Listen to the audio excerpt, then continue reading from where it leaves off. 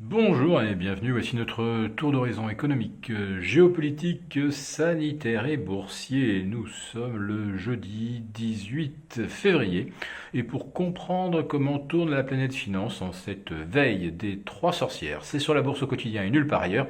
Et l'épisode du jour s'intitulera Les liquidités, ça ne guérit pas, ça ne vous chauffe pas. En revanche, ça fait des bulles et de la mousse. Ben, c'était une sorte de gag sympathique le week-end dernier. Le Texas recouvert de neige, transformé en Sibérie, alors que c'est un État réputé pour son climat tempéré, à tel point que certains milliardaires y ont même implanté des parcs animaliers de type grande réserve africaine, réserve avec la même faune qu'au Kenya, Tanzanie, avec rhinocéros, girafes, lions et autres ruminants. Et d'un seul coup, il aurait mieux fallu mettre des yaks et des chevaux de Przewalski qui parcourent les plaines de Sibérie.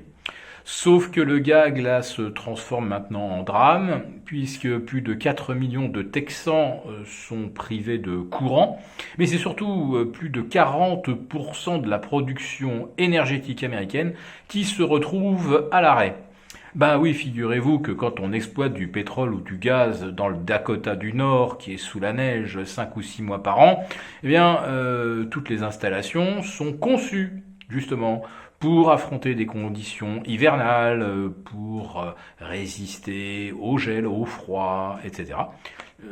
Au Texas, rien de tout cela. Donc, un simple caprice climatique suffit donc à paralyser l'économie d'un État entier, et d'ailleurs des États riverains. Il n'y a pas que le Texas, il y a aussi l'Oklahoma, qui sont touchés par des tempêtes de neige.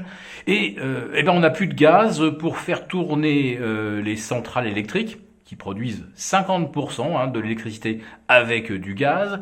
Comme les conditions sont relativement anticycloniques, il n'y a plus un souffle d'air. Donc, les éoliennes sont à l'arrêt. Les toits sont recouverts de neige. Donc, il n'y a plus un seul watt de courant produit avec du photovoltaïque.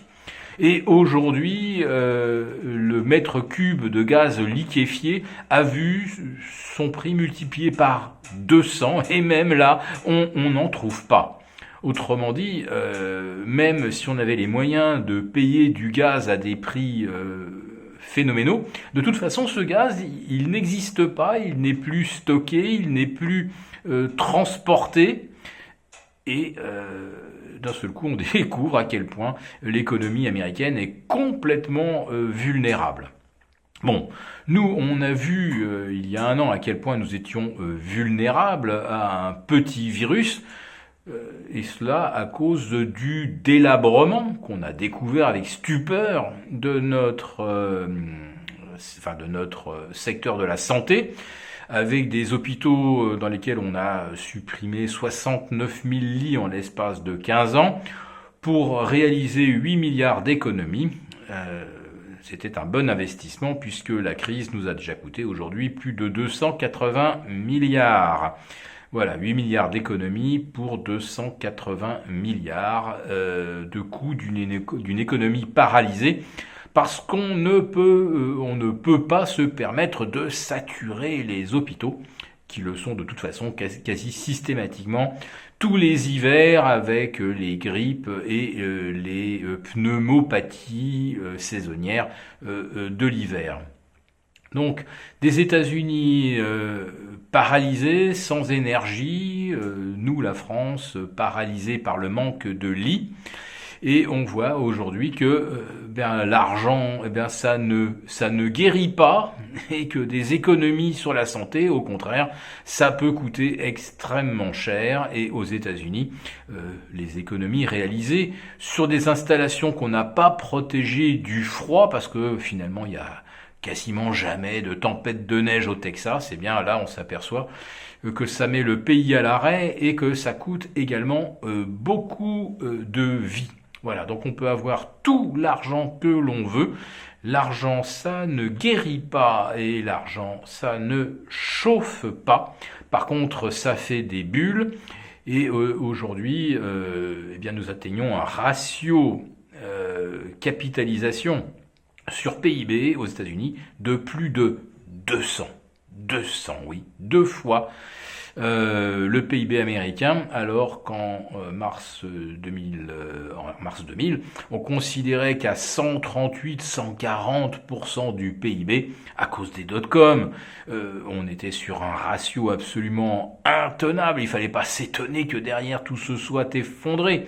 Comment pouvait-on justifier que les actions atteignent 138% du PIB ? Eh bien maintenant on est à 2 fois et on continue de payer avec allégresse et on nous explique même maintenant que la hausse des taux est une bonne nouvelle puisque cela démontre que notre économie va repartir plus vite et plus fort et en plus de ça sans inflation.